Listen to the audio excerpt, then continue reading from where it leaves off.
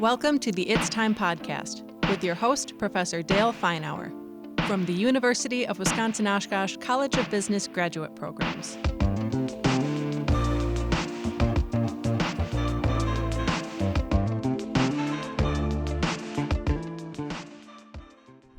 Welcome to another It's Time podcast, an offering of the UW-Oshkosh College of Business Graduate Programs Office. Once again, we're here at A.J. Armstrong Studios to help throw a little fuel on the fire of your desire to enhance your business, leadership, and management skills. Today, it's another one of the Dale podcasts. So what we're going to be talking about today is change management and the leadership of change in a business organization.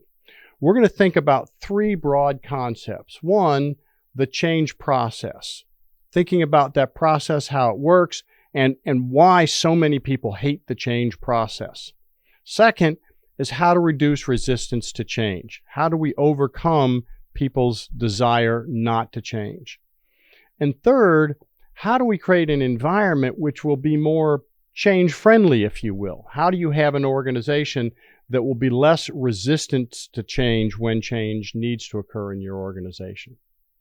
But first, let's start with why people do not like change. I'm convinced people don't like change. It is embedded in our DNA.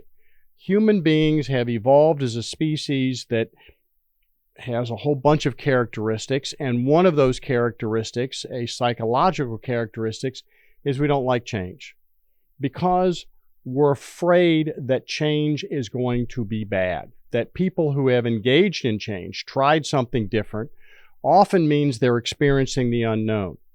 And the unknown, while it might be positive, very likely could result in something bad happening. Bad things happening, not good for passing on the DNA.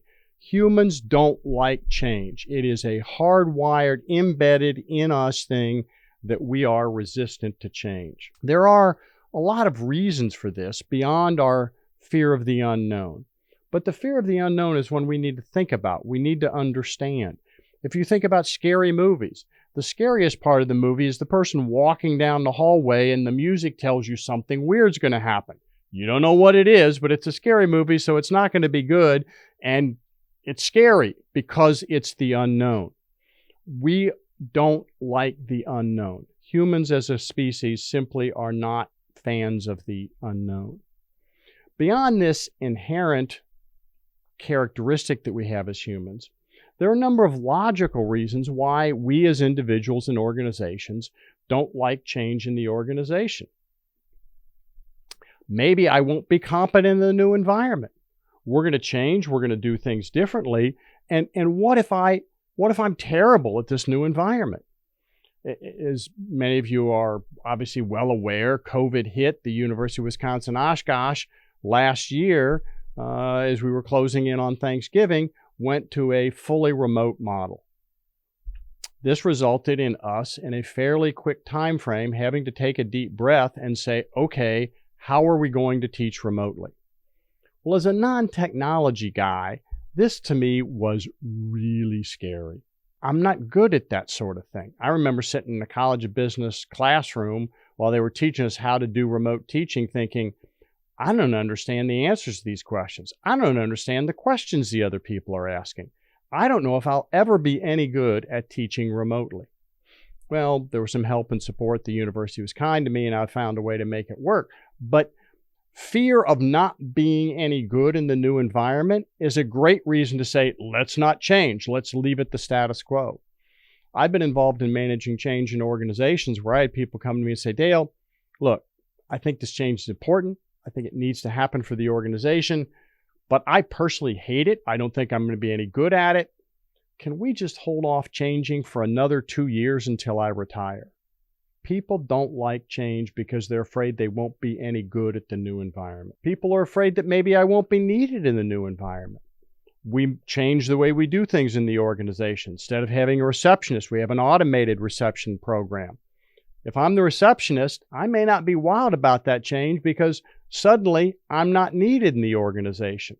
That's a great reason to oppose a change, to be afraid of a change. Maybe I'm going to lose power in the organization. I'm currently well up the organizational food chain in accounting. I have lots of budget data. I have control over lots of budget information.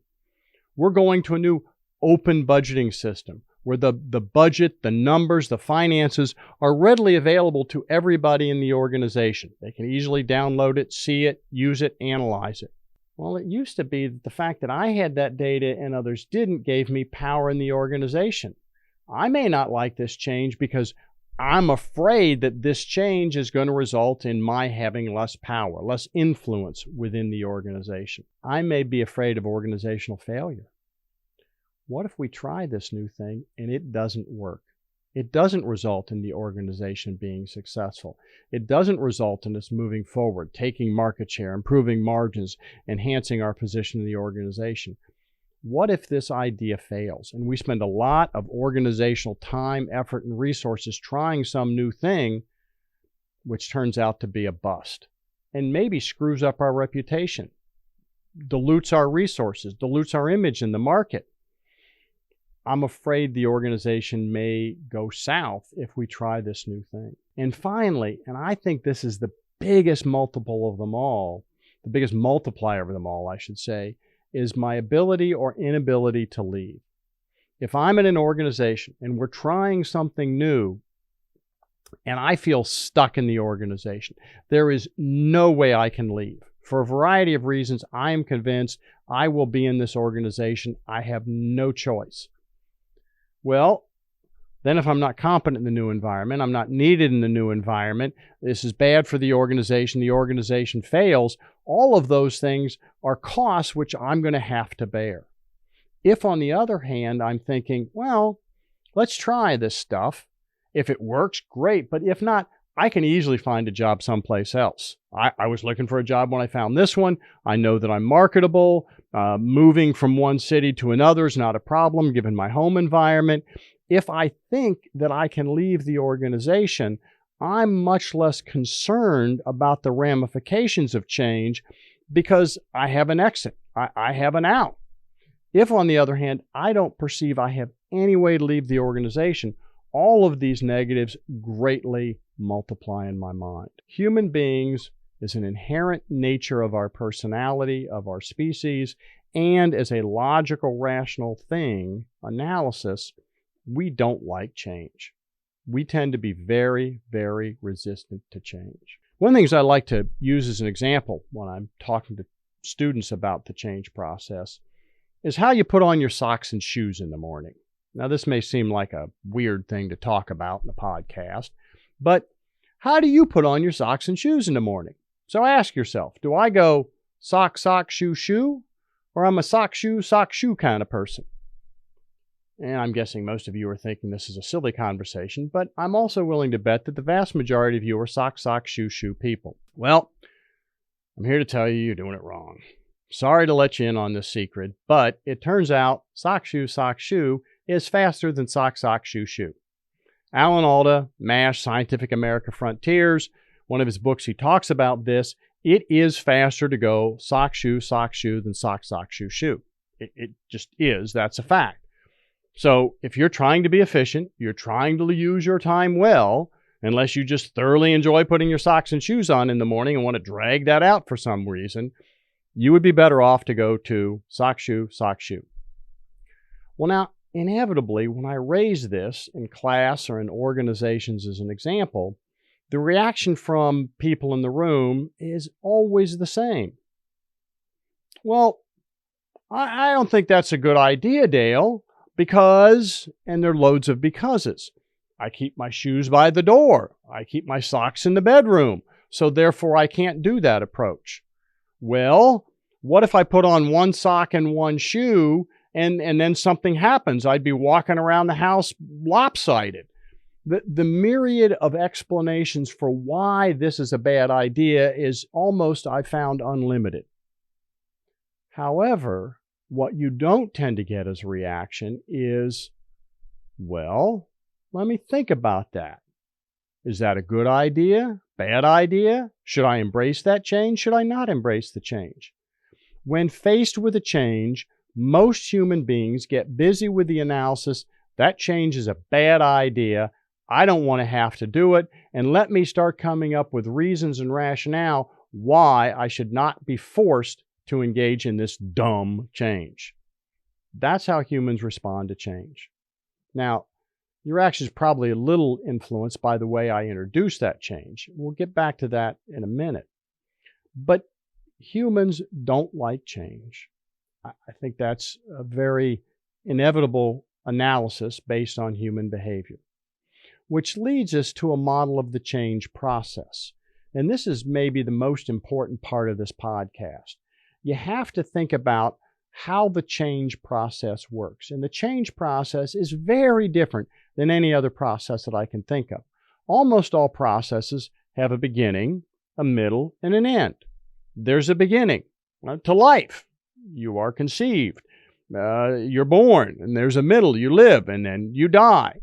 Going to college, the arena I work in most of my life, you apply to college, you matriculate, you get admitted. That's a beginning. There's a middle. You go, you take classes, and there's an end. There's a graduation ceremony. You march across the stage. We hand you a piece of paper and say, okay, that's it. You're done. Leave. Go find a job. Unless you want to come back for a master's, which is a very good idea.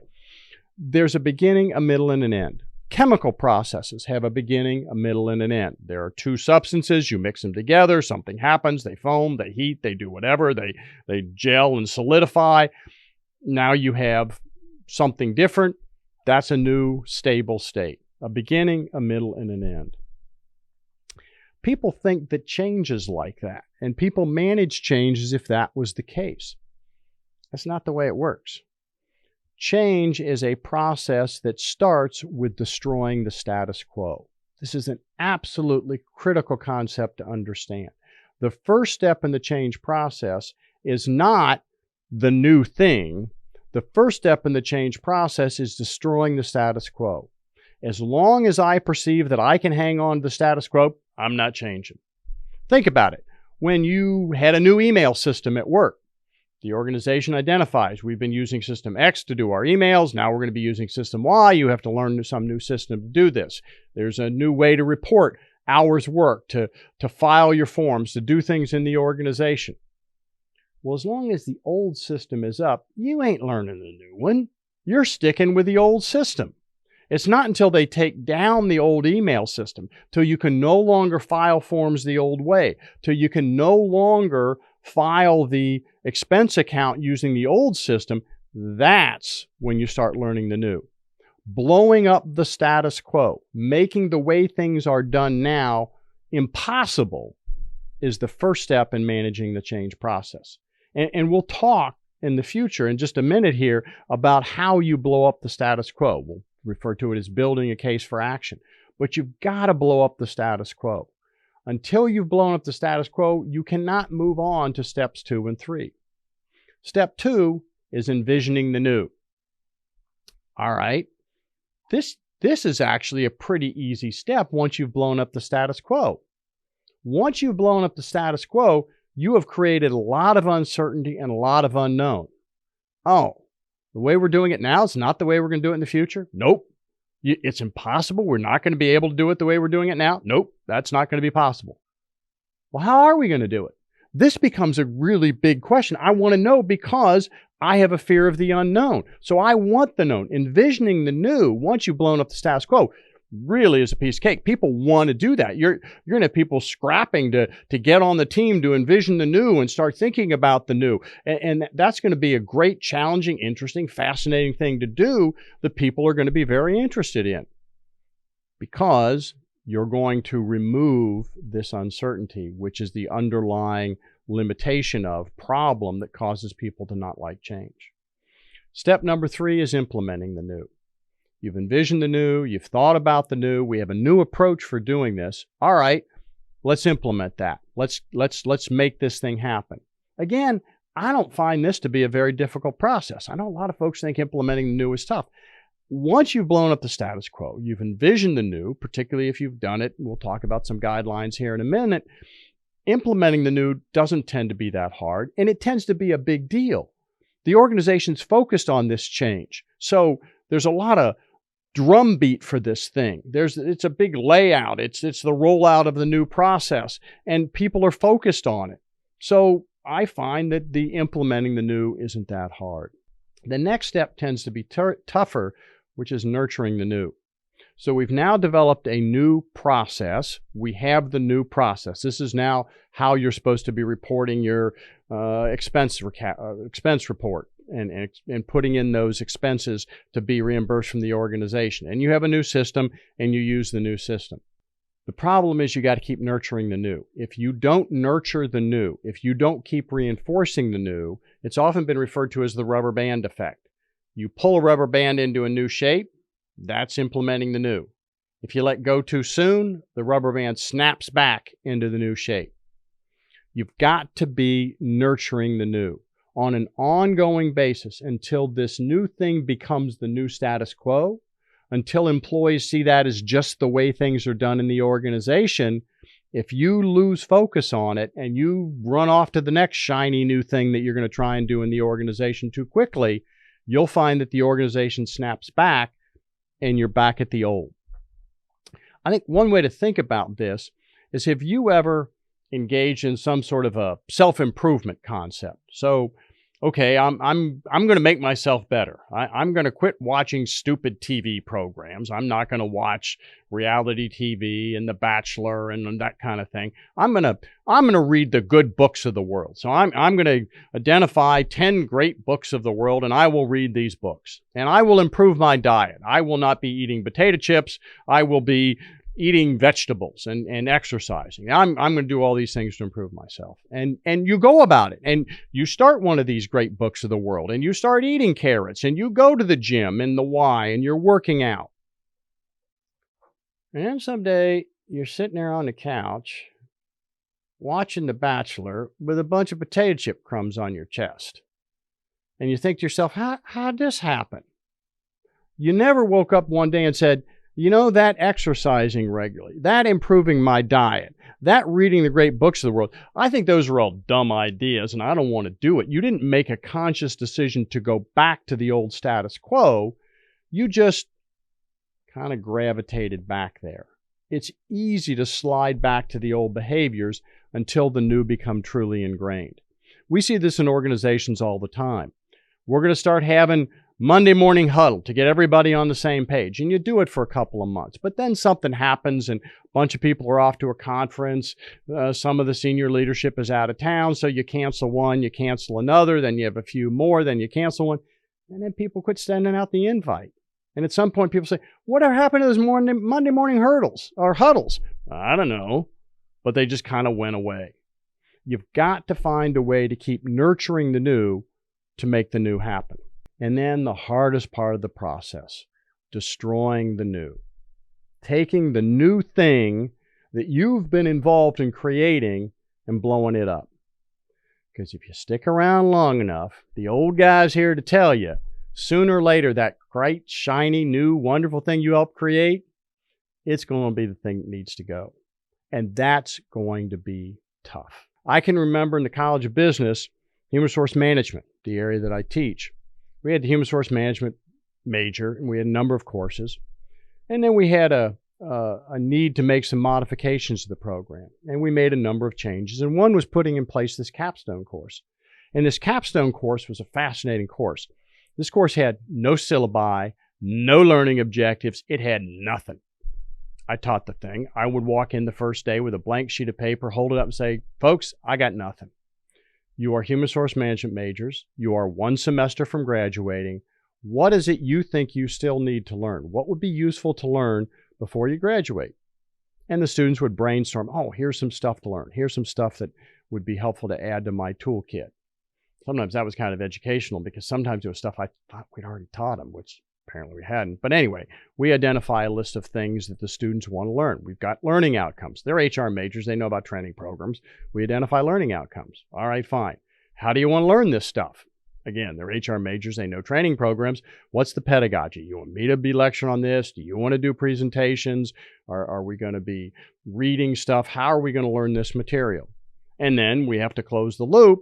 How are we going to know that the learning occurred? So they identified evaluation criteria, Rarely was it essay, comprehensive final exams, but there were evaluation criteria to evaluate whether students did or did not learn the material.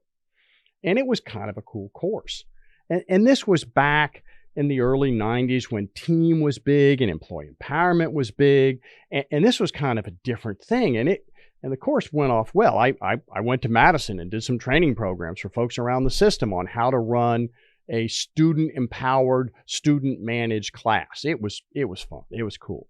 And now, a few words about some of the programs and services offered by the UW-Oshkosh College of Business. The University of Wisconsin-Oshkosh MBA Executive Program offers an array of scholarships supporting veterans, single parents, road warriors or those commuting more than 75 miles to attend class, employees of government and nonprofit organizations, and for those who make referrals for potential MBA executive students within their workplace or professional network. Eligible students may qualify for multiple scholarships. Visit uwo.sh/MBA scholarships for more information and eligibility requirements. That's uwo.sh/MBA SCHOLARSHIPS. So we got this thing going. It's kind of a cool course, and I'm getting some accolades for it. Let's not get carried away, but there were some. And then we go to a team meeting, and I'm sitting there, and Barb Rao, one of my colleagues, says, we need to make some changes in the curriculum because there are these 3 or 4 things that we're not covering enough. And she talks about stuff that needs to be added to the program. I'm like, yeah, that's good. That's right, Barb. Yeah, that's all good stuff. We need to add it. Barb, how are we going to add that to the curriculum? We've already got all the credits. We can't just add more credits. We can't fit it in with the other stuff we're doing. How are we going to make this thing happen? She has a couple suggestions. And she says, Dale, that capstone course, I think we need to eliminate it. I was like, what? You need to eliminate my course? Wait, what? That's a terrible idea. That can't be a good idea. I helped create that thing, and it's cool, and it's wonderful. It's one of my little stones in the wall that I helped create. And Dean Rao is amazingly good, so she very quickly added, hey, it's a great course, Dale, but the problem is only you can teach. You have unique skills and abilities, and only you can make that course happen, and we really shouldn't have a course dependent on a person. Well, whether all that's true is an open question, but she did a great job of feeding my ego to spoonful of sugar to make the medicine go down. And we eliminated that course and we changed the curriculum and it was significantly better. But I got to tell you, my immediate reaction to destroying the new that I helped create, I did not like that idea at all. I don't think I'm unique.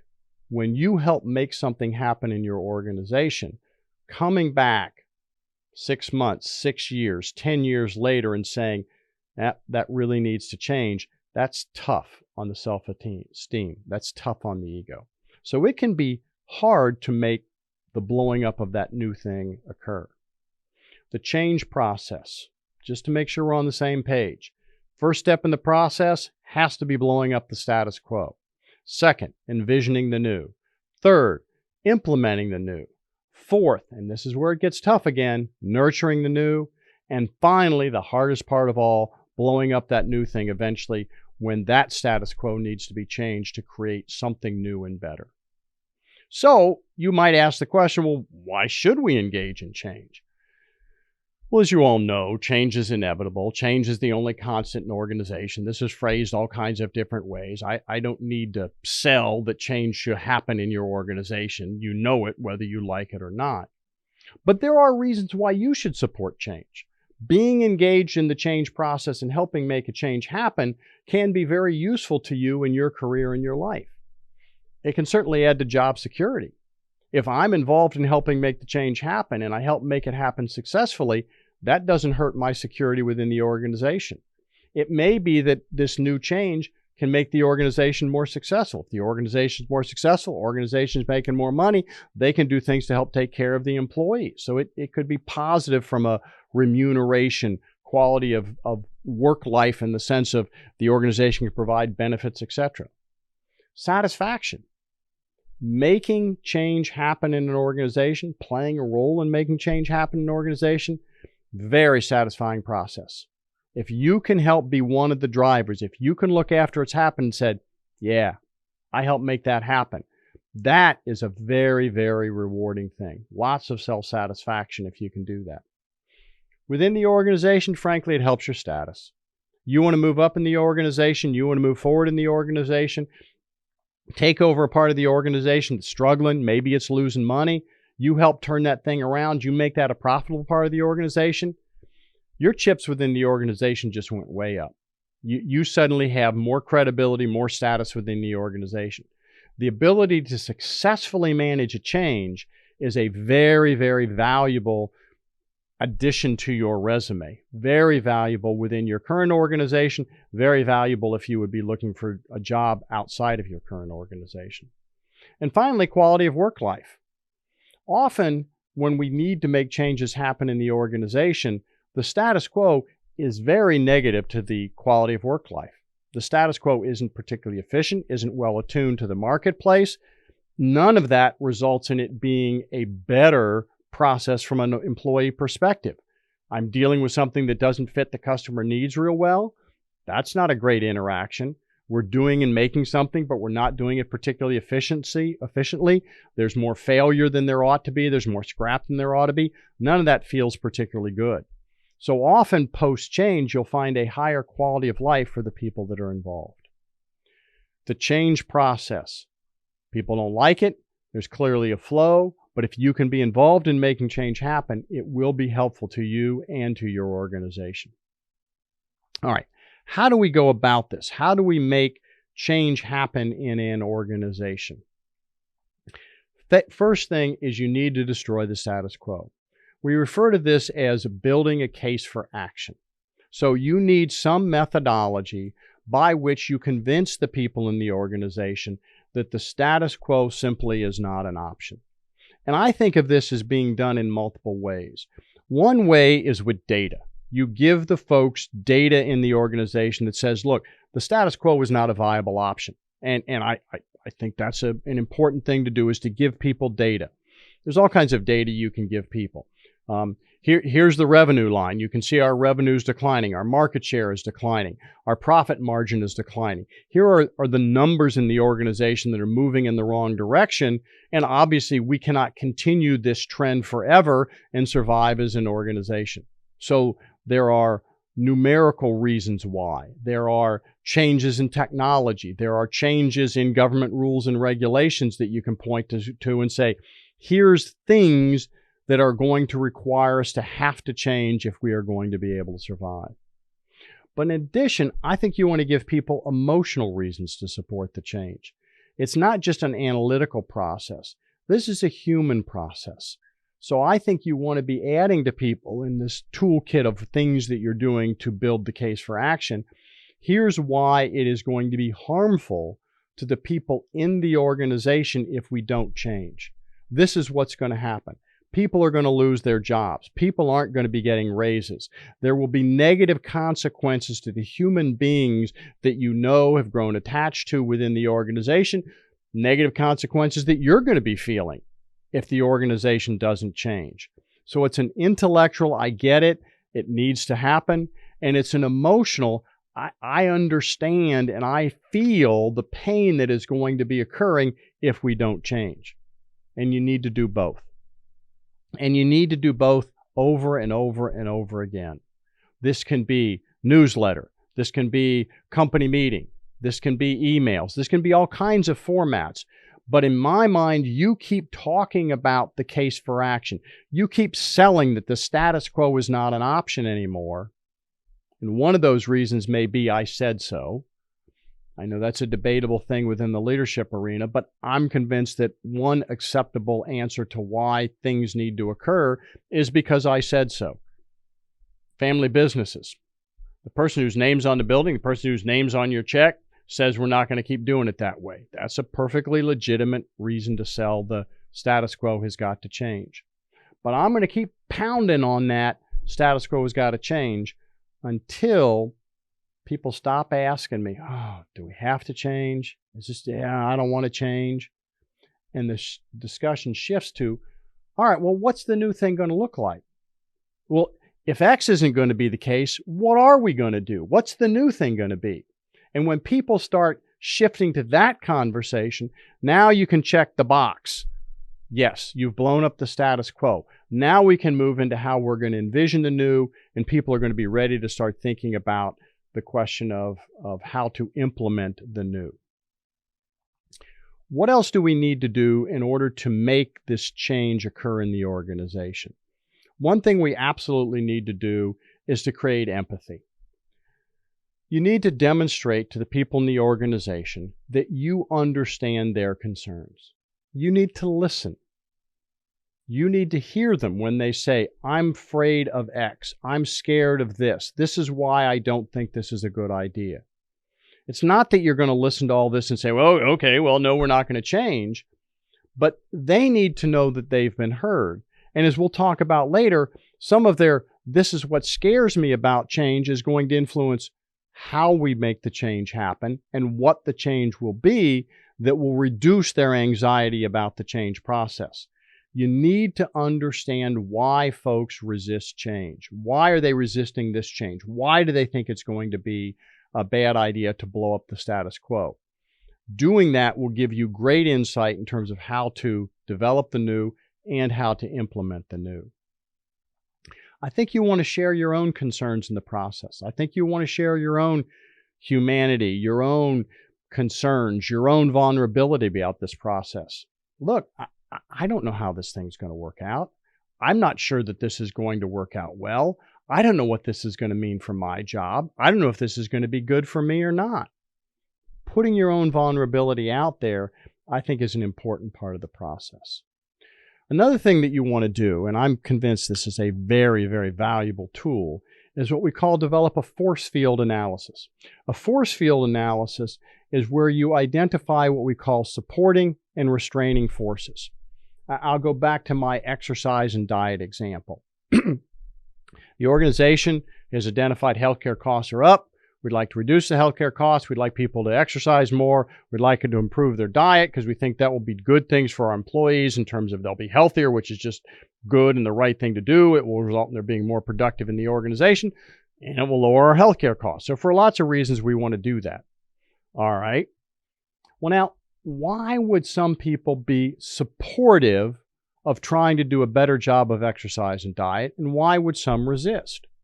And almost always when you ask people, they say, well, yeah, I could improve my exercise and diet. Very few people say, oh, I've got this down. I'm perfect on these two.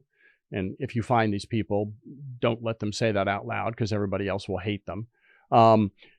This is one where you're saying, okay, why would you want to, supporting forces, and why don't you want to? Well, I'd like to have better exercise because I think I'll live longer. I think I'll be healthier. I think I'll have more energy. Well, why don't you want to exercise? I don't know exactly what exercises I should do. I think I'd feel dumb if I went to the gym and the Y and started exercising. All these people in there know what they're doing. I don't have a clue what's going on. I don't know what exercise. I haven't been in the gym in years. I don't know how to do that. I'd like to eat healthier food, but I'm not sure what food I'm supposed to eat. Is it margarine or butter that's better now? I keep forgetting.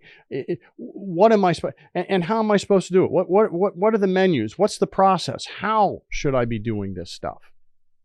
So there are all kinds of reasons why you would support and why you would resist any change in an organization. And I find that generating these two lists is very, very powerful.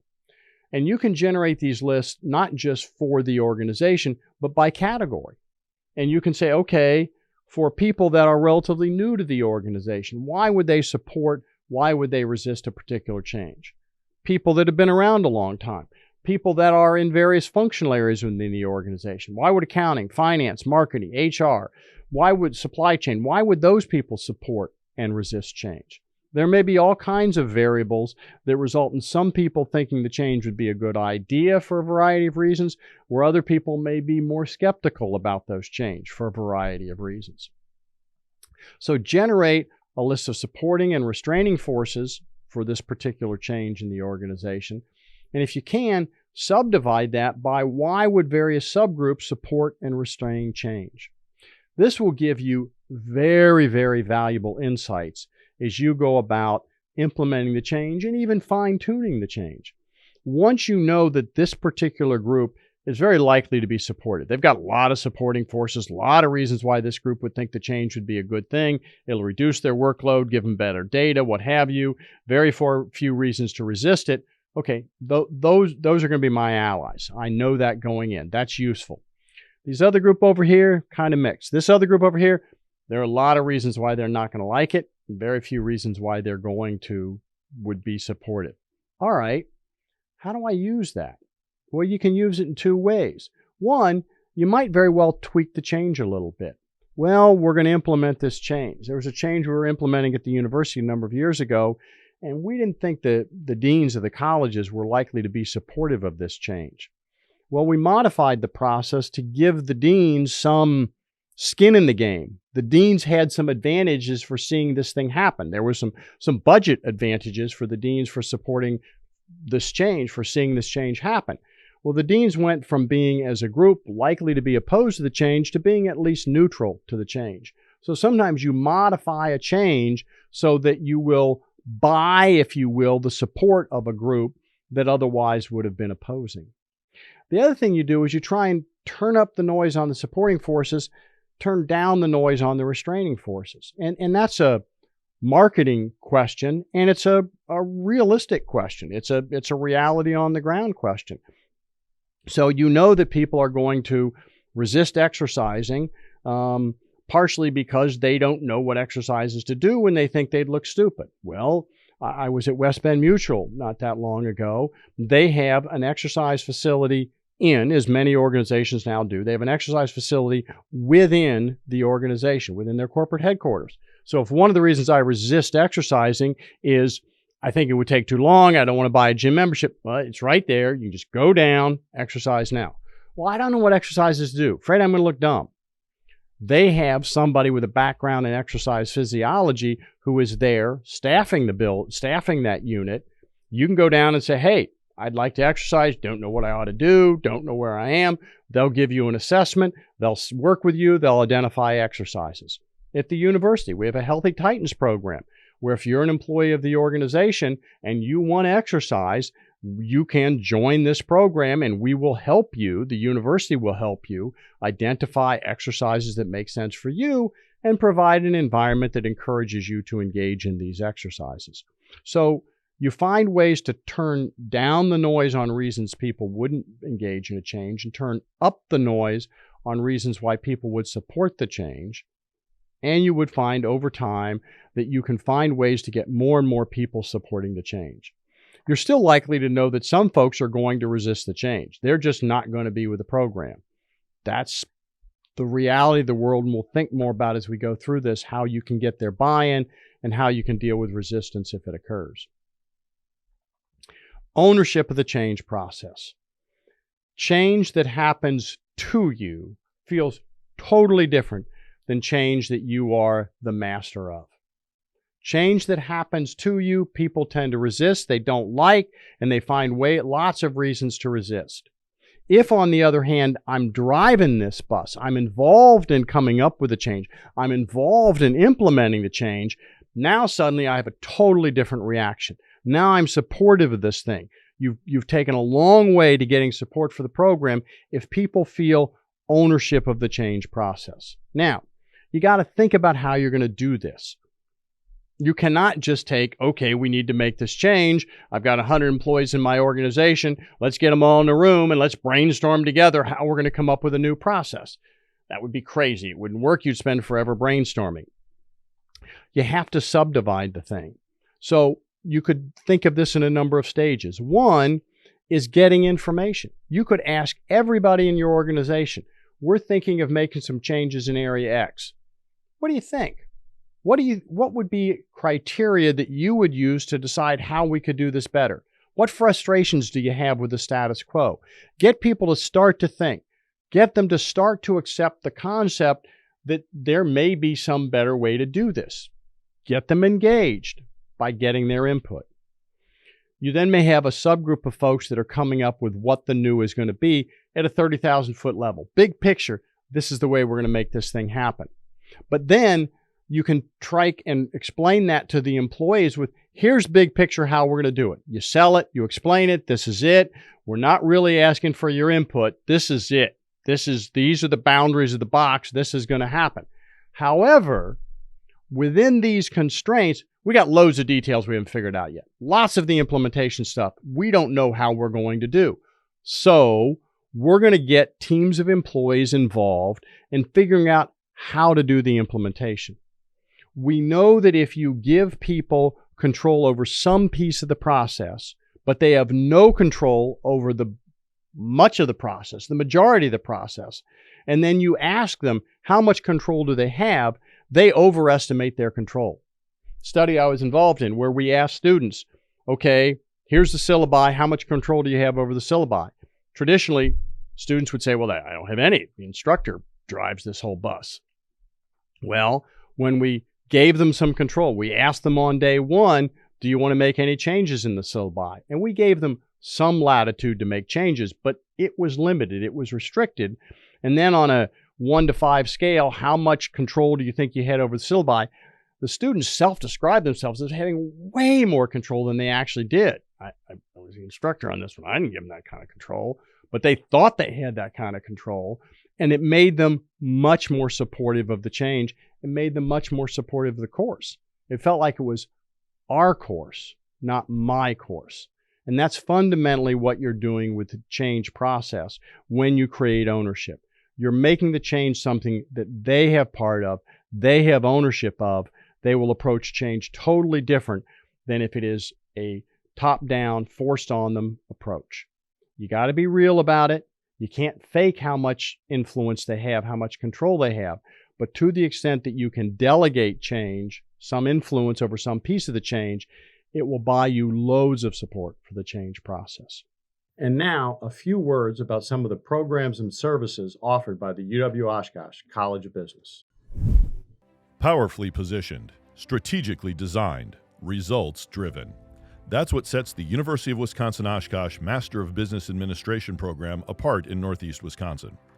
Our MBA professional program offers flexible course options to meet the needs of working professionals seeking career advancement.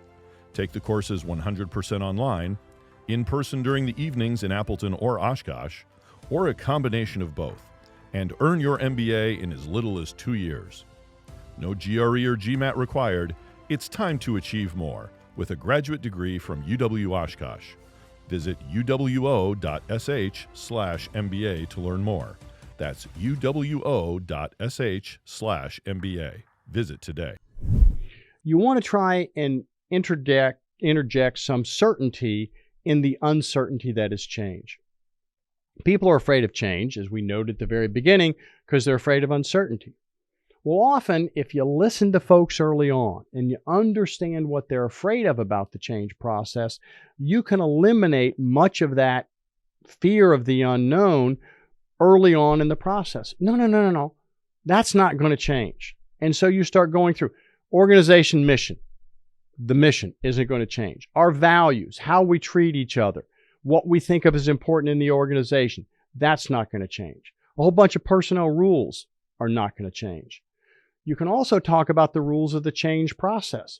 Here's how we're going to envision the change. Here's how we're going to go about implementing the change. We can tell you up front, no one will lose their job. People may be reassigned. People may need to learn new skill sets. Some may decide not to learn those new skill sets and leave the organization, but no one's going to lose their job that doesn't decide to on their own.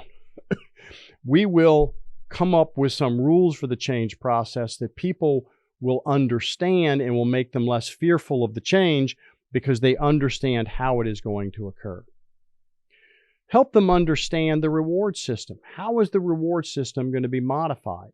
And this is important not only for reducing fear of the change, but also for our critical stage of reinforcing the new. We've got the new. You need your evaluation criteria to shift so you're no longer rewarding folks for what they were doing before. We need them to be rewarded for and focusing on what's part of the new.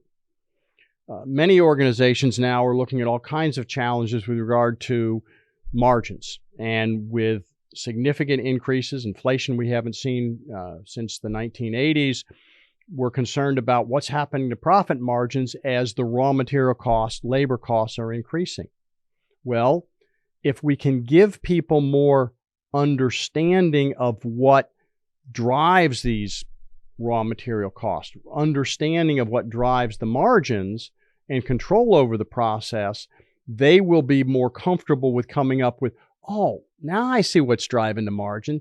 This drives, that drives. Now I understand I can have more impact on that. And I want to have more impact because I'm now focused on margin. So in the old system, maybe we rewarded salespeople for selling. Dollar volume. You got a commission based on total sales. Well, now we need you to shift from focusing on total sales to focusing on margin. So we have margin, actual or margin at least from a pricing perspective, that is going to drive the salespeople's commission numbers. If I'm going to try to get my salespeople to focus more on including price increases in the process and not resisting price increases when they need to occur, one way to do that is have them compensated on margin as opposed to compensated on gross. Often in organizations, when you analyze the compensation system, you find the compensation system is not rewarding people for supporting the new.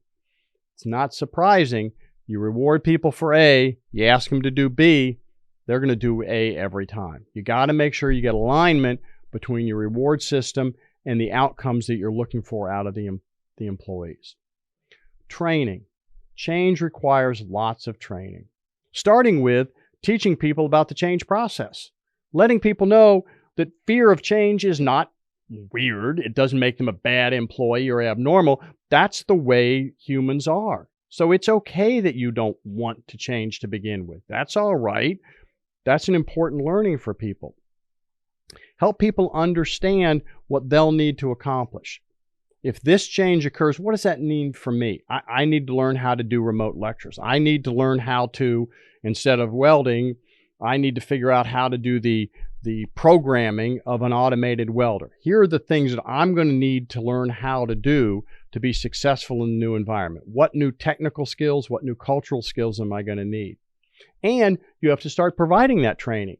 Here's the new skill sets that are going to be necessary, and we have a training program starting in 2 weeks that is going to be how to do computer programming of the welding equipment. This is going to be training on how to be successful in this new environment. Finally, the ability to leave. I think that's a very useful training thing. And I know in this age of the great resignation and lots of people shifting jobs that people in HR are just cringing at the concept of helping people figure out how to leave the organization. But I'm convinced that if people sit there and say, well, change is going to occur, I'm going to try it, but I know my resume is such I can find a job someplace else if need be, they'll be much less resistant to change. It's an important, very important concept in leadership. You want humans that are working for you because they have free will and they decide to work for you, not because they feel forced to work for you. It's a very, very different mindset showing up for work every day. If it's, I choose to be here, then I have no choice and I feel effectively forced to be here. So you want to find a way to help your employees to perceive that if need be, I could leave the organization. You might need, depending on the nature of the change, somebody to play the role of the change agent. Someone who is going to help support those that are making the change happen. I chose my words there very carefully. Support the people that are making the change happen. Change agent isn't so much the person that makes the change happen. The change agent is the person who protects, if you will, the people making the change happen. Because in organizations, a significant change, there are people that want to see it happen. There are people that do not want to see it happen. So when some employees are starting to get with the program, they're starting to make the change happen, there'll be others, their peers, others in the organization that will not want to see it happen. And they will be applying pressure to these people not to be with the program. There will be individuals who control resources. They'll be trying to keep the resources from being made available to support and allow the change to occur. You need somebody in the organization who owns the change, who understands the change, who's powerful enough in the organization to work with people in the organization, say, hey, you can't mess with the people making the change happen. You got to free up the resources necessary to make the change occur. And people in the organization need to know messing with the change agent, bad idea. The change agent has to be somebody well attached to the top levels of the organizational hierarchy. You have to overcome the rubber band effect. And this is really a question of institutionalizing the change. So it's the compensation system. It's the repetition. It's the paying attention. So the second to last thing I would say in terms of managing the change process is you have to be thinking about how it is you can be reinforcing the change on an ongoing basis. And finally, you need to be having fun. If you approach the change process as this is going to be misery, this is going to be drudgery, we're going to make change happen, people hate change, there's going to be all kinds of angst in the organization, there'll be all kinds of angst in the organization. Or if instead you say, okay, we're going to have some fun with this. We're going to implement this new thing, and we're going to celebrate stuff. When we're successful at making this new thing happen, we do the prototype and the prototype works for the first time. There's going to be a celebration. There's going to be a brat fry and everybody gets lunch. We're going to do things. People are going to get hats and shirts, and we're going to do things to reward people and to celebrate when we're successful making these changes occur. Make it fun. Make it something that employees at some level will see some upsides for engaging in. The change process. The final thing on the change process in terms of making a change happen, you have to be willing to throw people under the bus. There are some people in the organization, no matter how much of this you do, selling the change, building your case for action, doing everything you can to get people involved in the change process, giving them ownership, everything you could do, lining up rewards. You're going to have some people that just aren't going to be with the program. They're simply not going to they're not willing to make certain changes happen. And at some point, you need to sit down with these people and have a conversation and say, this is the direction the organization's going. We really want you to be part of the program. We want you to be with the process. If you can't be with the process, we'll do whatever we can to help you find a job someplace else. But if you choose not to be with the program, then you need to help us figure out how to help you get out of the organization. And the employee who won't work with you, won't help find a job someplace else in the organization, won't leave under their own terms, if you will. If they're resisting the change and they're fighting the change, you got to fire them. And that's not fun. It is never fun to terminate an employee. But if you don't have the will, if it is not clear to the employees that the organization has the will to terminate an employee who is resisting the change, there's no reason to even get started. Because employees will resist. They'll know you don't have the willingness to make the hard decisions. Change will be unsuccessful. The only thing worse than not changing is trying to change and having the change fail, the change not occur. Because now what you're teaching your employees is whenever change is suggested in the organization, if I throw up enough roadblocks, the change will go away. You are teaching your child it's okay to throw a fit because then I do not have to clean my room. Well, trust me, if you let your child throw a fit when you tell them to clean their room and now they don't have to clean their room, they're going to be throwing fits all day long on everything you want to see happen. Any of you with kids know that at some point you got to draw the line. You got to say, okay, folks, this is going to have to happen, or there are certain consequences associated with it. Not a fun thing. Don't like to talk about it. Don't like to think about it. If you can maximize how you follow these other guidelines, you can greatly reduce and potentially eliminate resistance to change and reduce the need to ever have to terminate employees. But don't start down the road unless you're willing to do it. Finally, how can you create a change-friendly environment? Now, you're never going to create an environment where you suggest a change and the employees go, yay, this is great change, I'm loving it. But you can create an environment where your employees are more comfortable with change or are less comfortable with change. And I want to think about 6 characteristics. And these characteristics of employees will result in employees that are more change-friendly, more comfortable with this. So as you think about the kind of employees you're hiring, you think about the kind of culture you're creating. If you can follow these guidelines, you will have a more change-friendly environment. One, I need assertive employees. I need employees that are willing to stand up and say, this is what I think, that are willing to state their perspective. As the HR person in this organization, I think going to a third shift is a really bad idea, because third shifts tend to be staffed by the least senior, the least experienced supervisors, and they're staffed by a bunch of new employees. So you've got rookie supervisors that are not backed up with any management, managing people that are our newest employees, and it's a recipe for disaster. And if that's what your HR person is thinking, they need to articulate it. You need people to be able to state their perspective on a particular issue. Now, you also need people who are willing to be cooperative, who are willing to listen. Listening, such a valuable skill. And I'm the HR person. I think third shift is a really bad idea.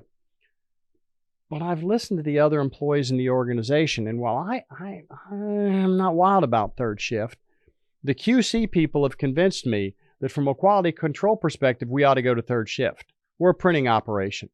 And printing, apparently registration, getting the three colors to overlap just right, is critical to quality control. When the press heats up, those things get out of alignment, and often the starting of operating a press is a particularly difficult process from a QC perspective. If we keep that press running 24/7, that'll go away. Well, I might be the HR person who thinks that third shift is a terrible idea for these three reasons, but maybe I listen to QC person, I go, yep, I got to admit, that concern trumps my concern. Now, let me think about how we can do both.